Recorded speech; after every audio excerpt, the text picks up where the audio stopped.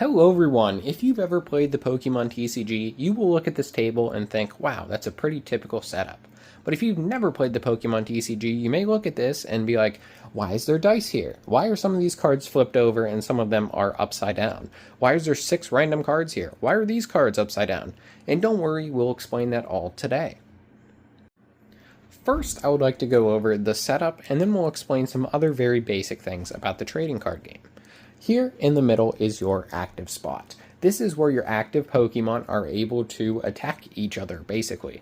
And I want to quickly note there are some exceptions to some of the things that I will say at this very beginning part, and we may discuss them a little bit more later.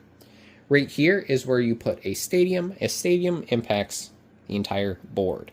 Back here, with these 5 slots, even though you can't see it over here because there's only 2 there, that is your bench. You are unable to add more than 5 Pokemon to your bench, given you don't have an exception to that.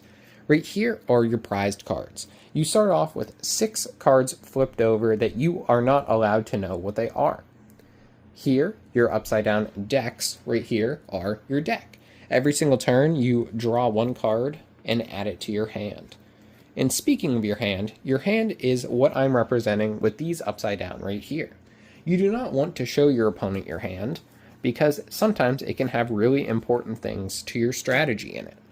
Or it could let your opponent that you have absolutely nothing, and they may play defensive, not knowing that if they were to knock you out, you would have no clue what's going on and how you could fix it.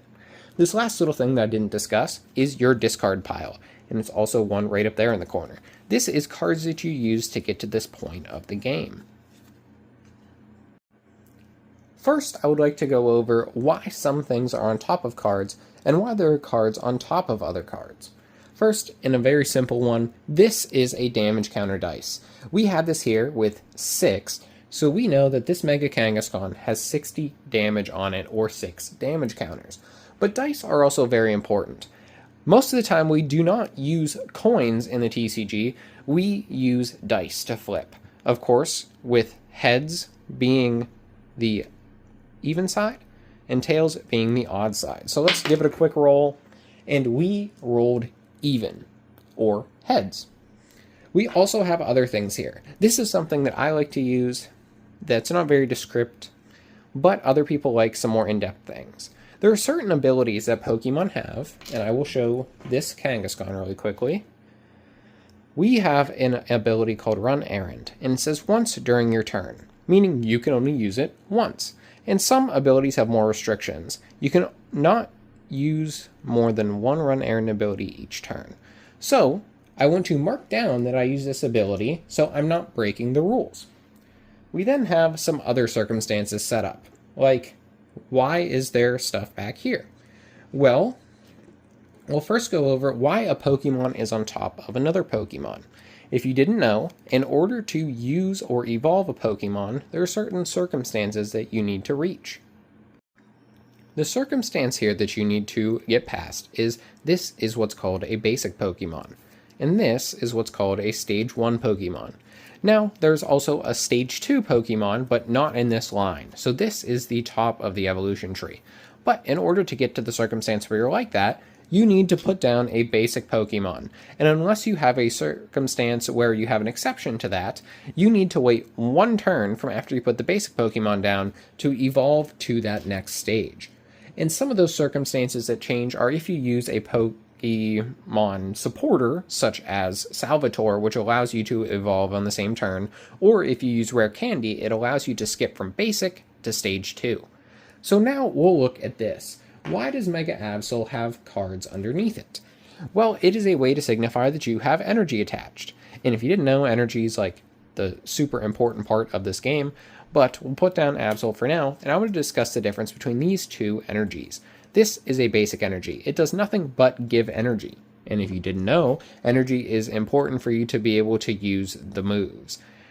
Darkness energy means you need to have at least 1 darkness energy, and this colorless energy means you can have colored energy of anything. I could use this and have it work for the colorless energy. I could use any type of basic energy, and there are other certain types of special energies, and this is one of them. This shadowy energy is something that buffs up your dark-type Pokemon.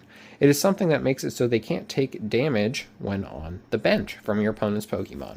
So we'll put these guys back down, and we'll talk about one other thing that you can put underneath your Pokemon to show that you have something, and that is a Pokemon tool.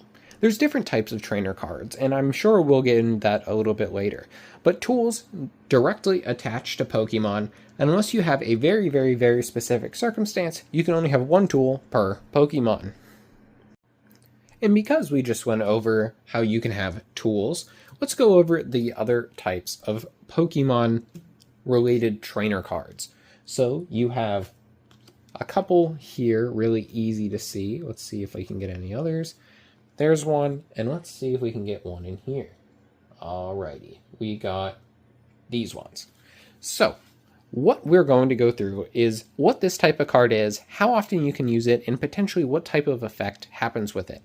This is a item card. You can use as many of these as you like per turn, and it does exactly what the text does. Here, it would increase the damage output of the active Pokemon. This is a Pokemon tool. This can attach to the Pokemon, as we just mentioned, but this one specifically gives it more health. There are other things that increase damage. There are other things that blow away energies. There's a lot of different things you can do. Here we have a Stadium card. Stadiums impact the entire table. So this one specifically makes you add damage counters to non-darkness Pokemon when you place them onto your bench initially from your hand. And finally, you have Lily's Determination. This is a supporter card. You can only use one supporter per turn, and they're normally a super powerful version of the item cards. I really quickly wanted to do an aside. You may notice that these look different than your typical cards. These are called Ace Spec cards, and you can only have one per deck. So there's the one for that deck, and here is the one for this one. Not every deck has Ace Spec cards in it, but normally they're a super powerful version of your typical tool, item, or supporter card. For this last part of the video, I'm going to go over a very basic way to show you how a turn goes down. Once you're already in the game, of course. You start off, and we'll be playing as this side, you start off by drawing one card from your deck. You then, of course, add it to your hand, and we will see here that we have this to work with. Maybe I want to apply this to my, oh wait, I can't do that because as you heard earlier, you can only have one tool per Pokemon. So if I want to add that air balloon to anything, I'm going to have to wait. But really quickly, let's assess the board state. What do I want to do with this Pokemon to over there? And how could I set up that Pokemon to be able to do it? Well, let's go through here, see what we have. Well, you also need to look kind of going forward, what's up and what's important. Let's first look at Mega Zygarde. We see that Gaia Wave needs 3 fighting energies, and as you can see right here, we have those 3 energies, and we see it does 200 damage. Well, hey, that's pretty good. Let's look at this Kangaskhan. Kangaskhan has 300 health. Okay, not quite enough, but if you look at the weakness, that guy would be able to knock out this Kangaskhan pretty easily. So, you may be thinking, why not just do that immediately? Well, we have to think in the long term. Think chess, not checkers. So we look at what we have. Is there anything that we could set up? Well, we have this Pheasantipity here, and Pheasantipity is really good, right? Maybe we should put it on our bench. Well, it could be a good idea to put it there, but we don't want somebody on their side of the bench to be able to deal that extra damage to us and potentially knock out and take away one of our really good cards. What about, say, this special red card? Oh wait, they have more than 3 remaining, so I can't use that. So let's get these guys out of here. A Pokepad, well, that could be pretty good if I want to set up anything else on the bench here, and actually, maybe we could do that. But let's put down this Riolu. And if you remember, we have risky runes right here. So I need to put this on my Riolu. But let's keep going through here and say I want to Ultra Ball. So I'd play that. I would take the 2 cards I want to discard. So say I want to get rid of, I don't know, say these 2 cards. I would put them with that, showing that's what I'm discarding. and I'd look through here. I am looking to be able to power up my Riolu into a Mega Lucario. Do I have it in here? Is it going to be something I can do? And unfortunately, it doesn't look like I have it. I went through all of my cards, and I just don't have it with me. One thing that you really should do, and this is something that I feel that a lot of people do not do, you can choose to fail this if you would like, but I'm just going to go in here and grab another Mega Zygarde. So, certain cards have certain rules attached to them. Say you need to discard them, that's what we did with these two cards right here. Sometimes you need to reveal it to your opponent. So say I get this, I show my opponent, here, this is what I picked. Let's add it to my hand, and now we will discard these. And what I was saying earlier about being on top of the cards that you have discarded, look in here. You may be like, Mason, why would you discard a really important card to your deck? Sometimes it's not always your choice. Sometimes your opponent is playing something like, say, a Xerosix or something like that. Here we have this Mega Lucario. We unfortunately cannot get it because of the cards we have. There are certain cards that allow you to get stuff out of your discard, but also I want to mention the order of your discard doesn't really matter. But there could have been another circumstance where we didn't have any of these and they were all prize locked. So now we know, hey, I don't have access to a Lucario anymore until I get a very specific card. And I don't have that right here. So we haven't attached an energy for my turn. Let's do that, and let's attach it, just for example, to this guy using Barbaricle's ability. Barbaricle's ability is Stone Arms. Attach a basic energy from your hand to one of your Pokemon. I have no reason to not do that, because I don't have anything else in my hand that could do that. So I will mark that its ability was used. And I really don't have anything else I'd want to do, so I will end my turn by using Gaia Wave to attack this guy. And this guy, already being down 60 damage, will not even be able to tank it even if he wasn't down. So he is dead. And because it is a Mega Pokemon, we see the rules down here for prize cards. We take 3 prize cards for knocking him out.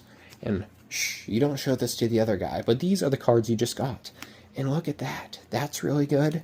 This is really good for disrupting my opponent, and this is really good if we didn't get this guy, to be able to get this guy off of our discard pile. I just wanted to wrap up this video by saying thank you for watching. I hope you enjoyed it. I hope you learned something from it. After you knock out a Pokemon, I didn't show this in the video, you need to move one forward, and now it's this person's turn to play. If you enjoyed it, please stick around. We will go a little bit more in depth with other stuff in the future, but I hope you have a great day, and I hope to see you again very soon.